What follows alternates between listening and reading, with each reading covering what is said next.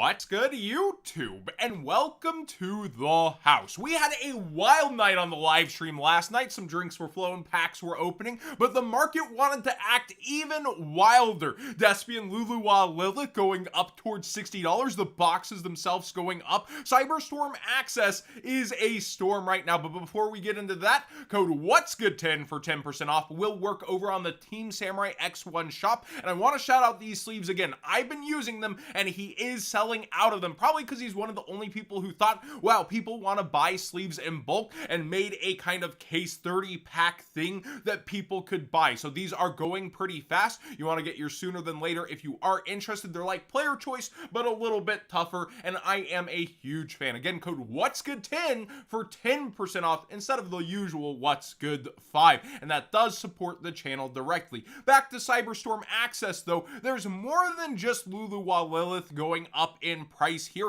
and the Starlight Rare is also going. If you look at the sales rate, it is really starting to fly. Even though there's a couple left around that price at 270, it is going to go up, I think, towards 300 somewhat quickly if these continue to get bought out for the secret rares and you have these side by side, because people will want the one that'll fall out less overall if things end up going downwards. But I do want to say a couple things before you get too hyped with all these prices. Number one, it's WCQ season. A lot of people are going, I gotta have it, this is my deck for the WCQ, even though there could be a ban list around the corner, especially assuming that the ban list will probably help some of these decks like Dragon Link that are getting exceptionally popular right now. Number two, you also have a lot of vendors who have not listed their inventory yet because it's opening weekend. They'll get back to the office, they'll crack cases, they'll sort stuff Monday, they'll get it listed Tuesday or Wednesday. So not everything that is being sold is going to be into the market right now, and sometimes dragging your heels can pay off, like right now with this, or the boxes themselves. They were all the way down to $65 last night. We were talking about how this set, it has weird value, the ultras feel good, but the secret's not the best, and now a lot of the secrets are going up in price and giving that kind of mid-value back. The lowest boxes are around $72 to $73 on TCG Player. Now, you can shop around, of course, and look around, but this is a sign that this set is feeling more successful than it did before for people.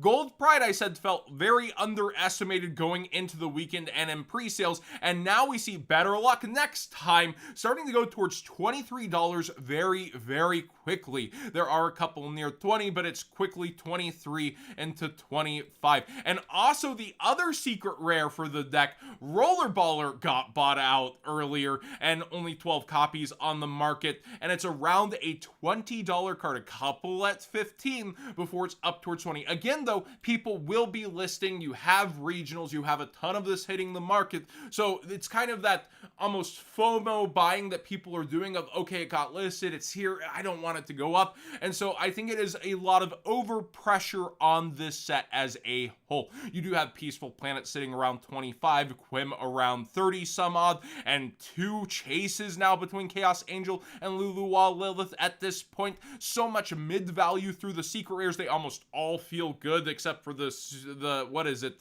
the spirit monster that's huge. So a lot of these are looking very nice if you're pulling them. Now in the ultras, you have Dispater as well as Ringo Worm 100 Apples. I do want to point out DB Grinder dropping that knowledge, was watching his video earlier. That token it summons is a worm, so it stops certain things that you would be going into. However, it's also going to be a tuner and help you with the synchro side of Dragon Link, which does tend to put a lot of synchros on the board. And you also have that Bestial Dispater for multiple decks. It's looking very nice as a negation in that deck. So I understand why these ultras are so up there in the WCQ season. Dragon Link always feels like it becomes a contender, especially the last few years, and people end up going back to that, especially because they're comfortable with it, and that deck has heavily evolved through the ages with Bestials and other things like that. So I understand why they're up there in price like that. Yeah, there's like 3 quote-unquote bum secret rares, and they're not even that bad for these two. Like, they actually still seem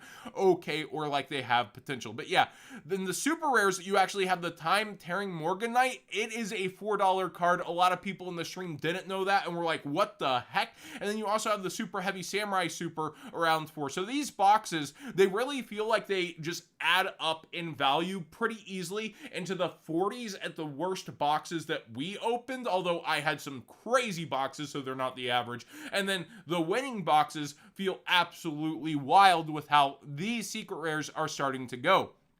I pulled like a Starlight Quim, 2 other Quims, 2 Chaos Angels out of 6 boxes, and they were all box battles, and I lost them all against the stream. So even though I pulled Insane, I got nothing out of it, and it was pretty darn crazy. But that's not the average opening. That's definitely some streamer loot, it felt like. But yeah, definitely ended up with none of it myself. It felt pretty fun to open the boxes, and the boxes that weren't that good were still like towards 40, but you definitely can get multiple bum secret rares, multiple bum ultra rares. Like we had boxes that only had 1 good ultra, so there's going to be a ton of variance, of course, in opening sealed and still feel like a gamble. But I understand now, specifically having had that experience, why these boxes are trending upwards at this point, especially with the EVP right in front of us and how it's going. But again, I expect this to cool off a bit through the week depending on what it is, but a ban list could supercharge it, right? Droll and Lockbird is the hand trap of the format everyone's talking about. I told you all Jeff Jones brought this up way before the format, so hopefully you listened then. But the collector rare has been non-stop skyrocketing. The ultimate rare now getting actual movement too. We had talked about how it had been stuck where it was at before, like 150, 160. It's towards 200, and this is almost $100 collector rare, starting to sit around that $90 mark. But yeah, the ultimate rare definitely spiking back up, and you can see over the 3 months where you had a lot better chances to end up getting this. And now the near mints for the English at least are way up here towards 200 plus. Ghost Ogre is also being eyed a lot for the format, and those ultimate rares are gone. But why don't you just get yourself a nice prismatic secret rare out of the megatins? I'd said that I really think these will eventually be going somewhere, and they sure are right now. Up for the format. Cypher Gear Gamma is also being looked at in the format, and it is gone on a lot of different copies. You can see under double digits for High Speed Rider and the Expo Super. The Toon Chaos rares even are really starting to go though, and that's the most accessible version if you just want to play it, back up towards $7. Always one that you want to have on hand, especially in a WCQ format. Bestial Lubellion for the Dragon Link players is way up in price. This is the 1 month graph, and you can see back up $10 after it had been falling out for a bit here. So people really are believing in this deck to the point that they're putting their money on it and saying the ban list isn't going to do anything against me.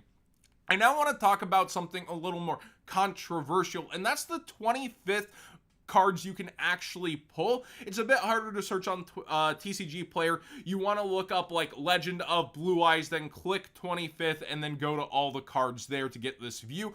Legend of Blue Eyes has some crazy prices and price spikes that I don't think are necessarily sustainable for now, but long term could be very interesting. I don't expect these new layout cards to necessarily pass the old unlimited ones, and you also have boxes coming in the future that maybe are the new kind of pull ratio of 2 secrets a box and extra ultras, 4 ultras, because when we were opening the legendary collection displays, they felt supercharged, and I've seen a lot of people pull even more secret rares than ultra rares out of theirs. So it's a wild ride. We don't know ratios, but with that, the supply definitely will be coming up on these singles when those boxes get here, except for Dark Crisis, which doesn't exist as its own box. But when we're looking through here and how prices are going crazy, it is interesting and eyebrow raising. Metal Raiders, no slouch, but nothing too crazy.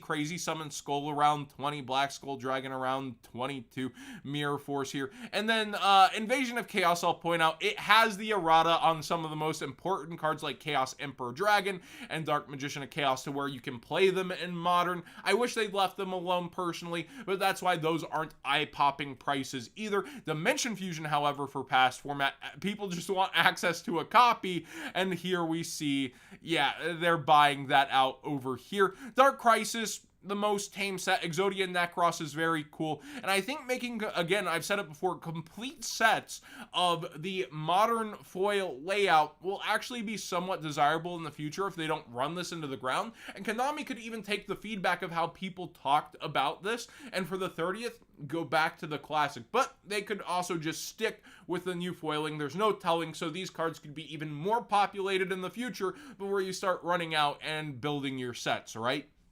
Jinzo also is way up here. Thousand Irish Strict is pretty reasonable, actually. And then the rest of the cards are under $10 here in Pharaoh's Servant. And Magic Ruler is probably the second priciest set. Blue Eyes Toon Dragon, Delinquent Duo, Snatch Steel, and Toon Summon Skull all in the double digits along with Relinquished MST. So it has the most, estimated value pulled out of the cards. But the reason I like the legendary collections themselves are almost every 25th card is like $9 or above right now, with the Blue Eyes being 20. So you get that guaranteed back. And again, those pull ratios do feel pretty darn good so far. I'll have to get maybe find someone who opened a bunch of them and get actual pull ratios of secrets, ultras, supers, and how that went for them. But opening these up have been very interesting when you go by the display, a whole display. So I do want to end here saying, I think this isn't as bad as people initially said, and the market is also speaking to that, but I expect a lot of twists and turns in the market as the population of these cards should skyrocket once the actual boxes get here. But a lot of people plan to hold those boxes sealed too, and the demand versus supply will be interesting. Thanks for watching today's Market Watch. Please subscribe if you haven't already. Give this video a thumbs up if you enjoyed the conversation. Sorry for butchering my last kind of thoughts as I was saying them live. Still a little bit hungover, but we're gonna have a pretty good day. And I'll probably still do a Market Watch Monday with how many crazy things are changing right now.